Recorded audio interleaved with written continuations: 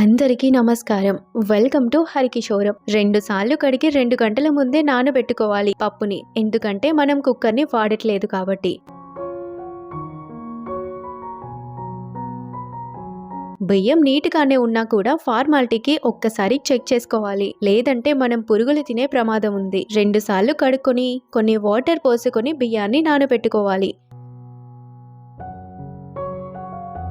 ఈలోపు పొయ్యిని సెట్ చేసుకొని వెలిగించుకుందాం. బండ పగలకుండా కొంచెం ఇసుకని తడిపి పొయ్యిని సెట్ చేసుకున్నాక దానిపైన కొంచెం పొడి ఇసుకని చల్లాలి.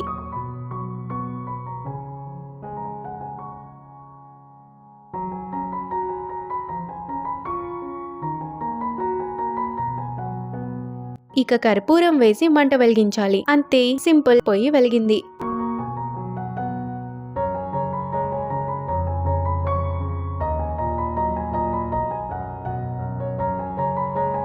ఇప్పుడు మనం అన్నం పప్పు రెండూ చేసుకోబోతున్నాం కాబట్టి 2 గిన్నెలకి నూనె సర్ఫ్ కలిపి రాసుకుందాం. అలా అయితేనే ఈ మసి కొంచెం ఈజీగా వదిలిపోతుంది. ఇంకా గిన్నెలు కూడా రెడీ. తయారైన గిన్నెల్ని పొయ్యి మీద పెట్టి సరిపడా వాటర్ పోసుకోవాలి. గిన్నె మీద మూత పెట్టి వాటర్ మసిలేలోగా సొరకాయని కట్ చేసుకుందాం. మొత్తం అయితే కాదు, నాకు కావాల్సినంత. ఈ తొక్కనంతా మల్చింగ్ కోసం పక్కన పెట్టేసా. నీట్ గా కడిగి కట్ చేసుకోవాలి, కొంచెం మీడియం సైజ్ లో.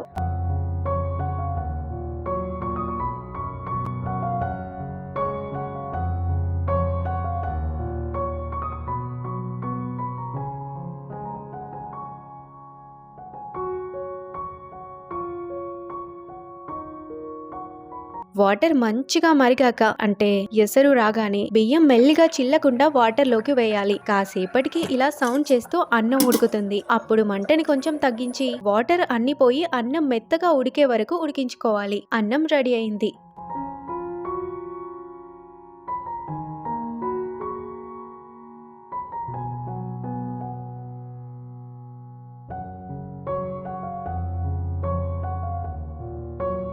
అన్నం దించేసి పప్పు గిన్నెని పెట్టి వాటర్ పోసుకోవాలి.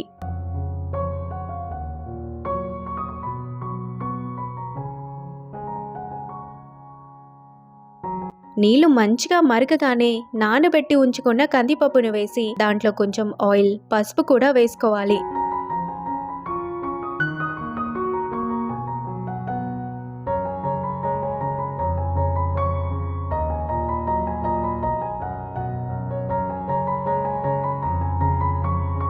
పప్పు కొంచెం ఉడకగానే సోరకాయ ముక్కలు పచ్చిమిర్చి ఉల్లిగడ్డ 4 వెల్లుల్లి రెబ్బలు వేసి కొంచెం కలిపి మూత పెట్టి ఉడకనివ్వాలి. ఏదైతే పొలంలో పండటానికి ఎక్కువ టైం తీసుకుంటుందో దాన్ని మనం ఉడకటానికి కూడా అంతే టైం ఇవ్వాలి.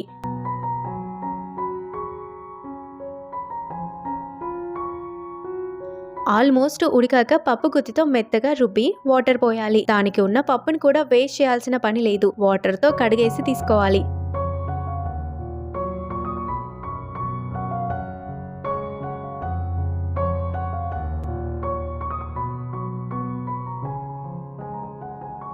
సరిపడా వాటర్ కారం ఉప్పు వేసి మంచిగా మరగనివ్వాలి.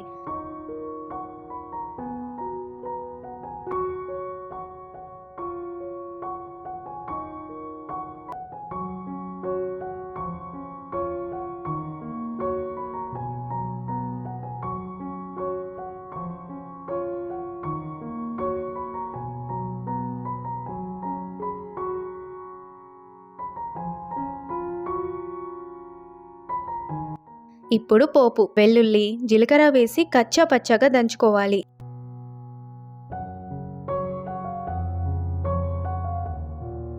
ఈ చిన్న బౌల్లో పొయ్యి మీద మా నాన్నమ్మలాగా నాకు వాడటం రాలేదు, అందుకే గ్యాస్ దగ్గరికి షిఫ్ట్ అయ్యా. ఆయిల్ వేసి అది కొంచెం హీట్ అవ్వగానే ఎండుమిర్చి ఆవాలు వెల్లుల్లి